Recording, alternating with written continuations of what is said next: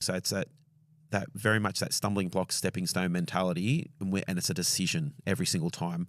And the way you come to that, your decision may be different depending on the person, the situation. Very good. So you might deal with the situation differently based on the relationship you have and where that other person is on the journey of faith. Yeah. Wow, that's good. That's really good. I think, when I heard decide here, it reminds me of some advice I've given over the years to people faced with these kind of issues. It might be a problem with your church. It might be a problem with your pastor. It could be a problem with someone in your team in the church, people you relate to in the church, where there is a difference of opinion. And so what I've often thought is there's always a risk in focusing on the negative. I get that.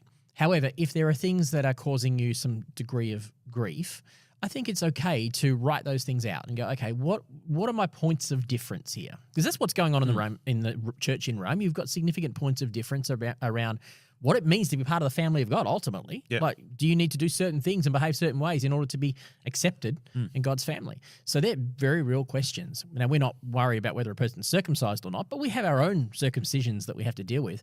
And so if we can sit down and go and write those things out and go, oh, I don't like the way that, the ladies dress, or I don't like the way that the music's played, or I don't like the preacher talks about healing all the time, or pick your topic of choice, write it down. And then once you write it down, you can then begin to wrestle with it and go, is this a non-negotiable, or is this a negotiable for me? Yeah. And I would never tell a person that something shouldn't be a negotiable or a non-negotiable. I might have a perspective on it, but even as a pastor, it's not my right or responsibility to say to this person, you need to change your conscience about that thing and think this way. I'm asked, I might give my perspective. Even giving my perspective, I'll be slow to do that because conscience is a very real issue. And so that's okay. If that's a conscience issue for you, it doesn't have to be a conscience issue for me.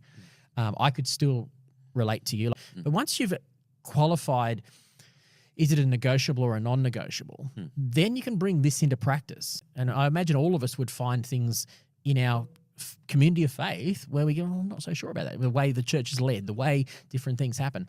And if we can do that and go, okay, then what you just said comes into practice, which is, okay, is this going to be something that I'm going to hold so close that it's going to cause me to go, I'll be better off doing something else?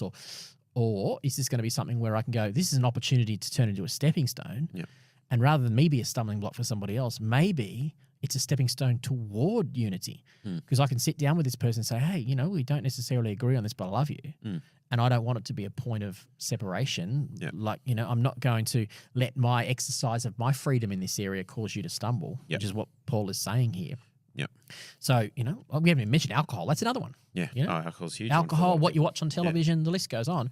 And so, if I've got, there's certain movies that I might watch. I might go, okay, I like my good fantasy fiction. Let's just pick a fairly neutral one. I like fantasy fiction. But I'm also aware that there are other people in my congregation who may have come out of occultic practices and might even struggle with things that I'm not going to invite them around on Saturday afternoon and say, let's watch Fellowship of the Ring together. Because that would be what Paul's saying. I'd be causing someone to stumble. I can watch it on my own. Yep. You have your freedom is what Paul says later on. Yep. But don't then use that freedom in a way that will cause someone else to stumble. Yeah, definitely.